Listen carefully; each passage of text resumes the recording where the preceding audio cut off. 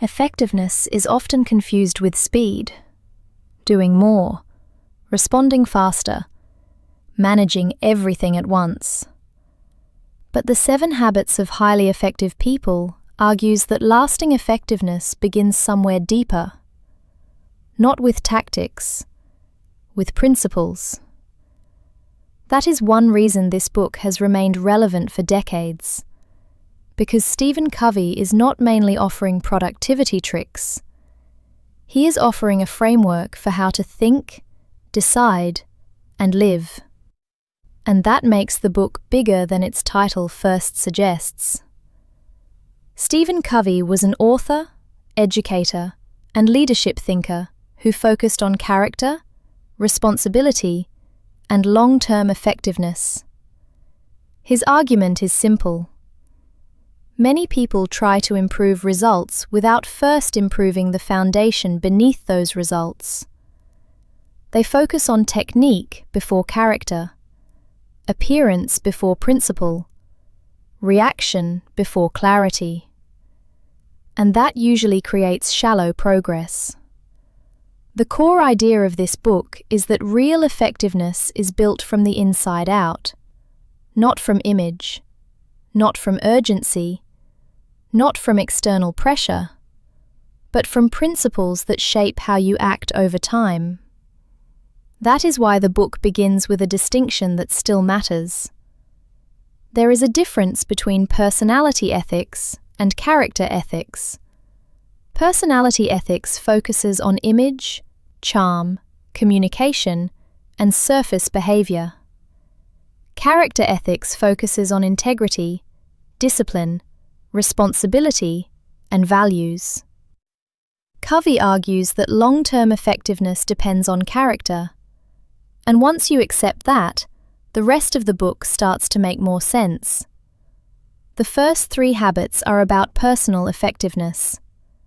They are about moving from dependence to independence. This is one of the strongest ideas in the book, because many people want better outcomes while still living reactively.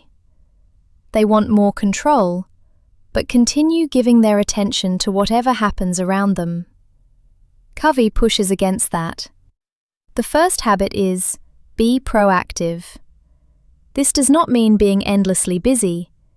It means recognizing that between what happens to you and how you respond, there is a space.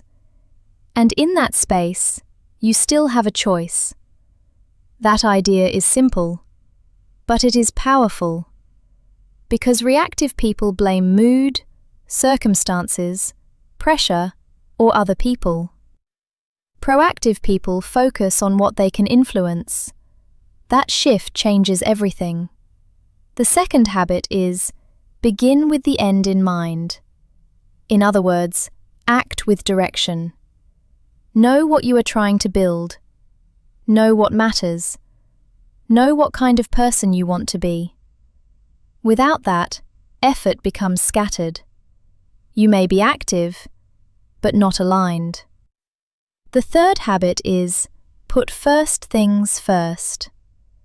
This is where vision becomes discipline.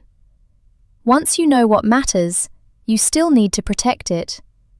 And that is harder than it sounds, because urgent things constantly try to replace important ones. This is why the book remains useful. It is not just telling you to work harder. It is telling you to organize your life around what is truly important. After the first 3 habits, the book shifts from personal effectiveness to interpersonal effectiveness. In other words, from mastering yourself to working well with others. The 4th habit is, think win-win. This is not naive optimism. It is the idea that healthy relationships and strong decisions do not have to be built on one side winning and the other losing. Win-win requires maturity, because it asks for both courage and empathy, not passivity, not aggression, but a balance of both. The 5th habit is one of the most quoted ideas in the book. Seek first to understand, then to be understood. This habit remains powerful because most people listen with the intention of replying, not understanding. They interpret too quickly. They defend too quickly. They project too quickly. Covey argues that real understanding changes the quality of communication itself.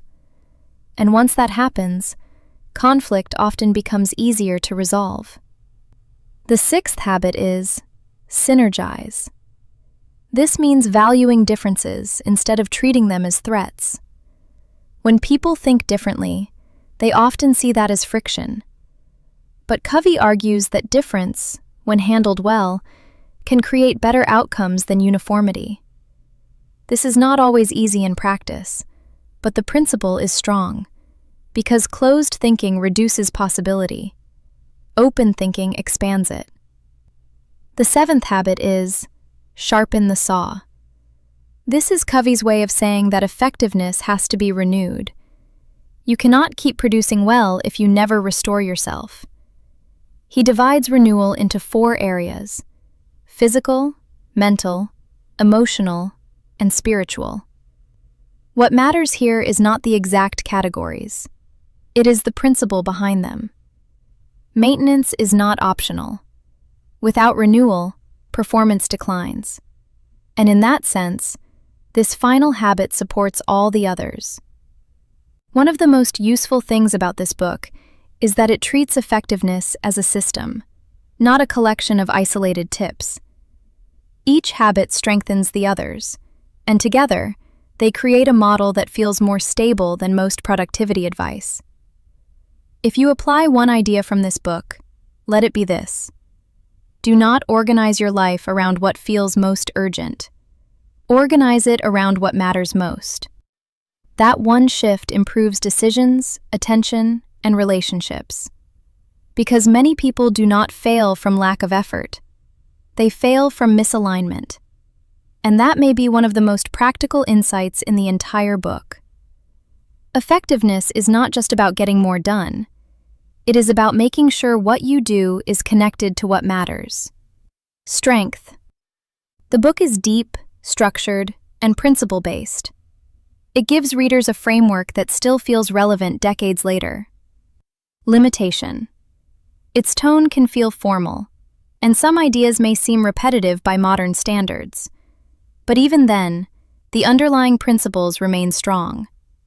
In the end, what makes this book last is not novelty, it is stability. Because effectiveness that depends only on mood or speed never lasts. But effectiveness built on principles usually does. If you found this useful, consider subscribing for more structured summaries.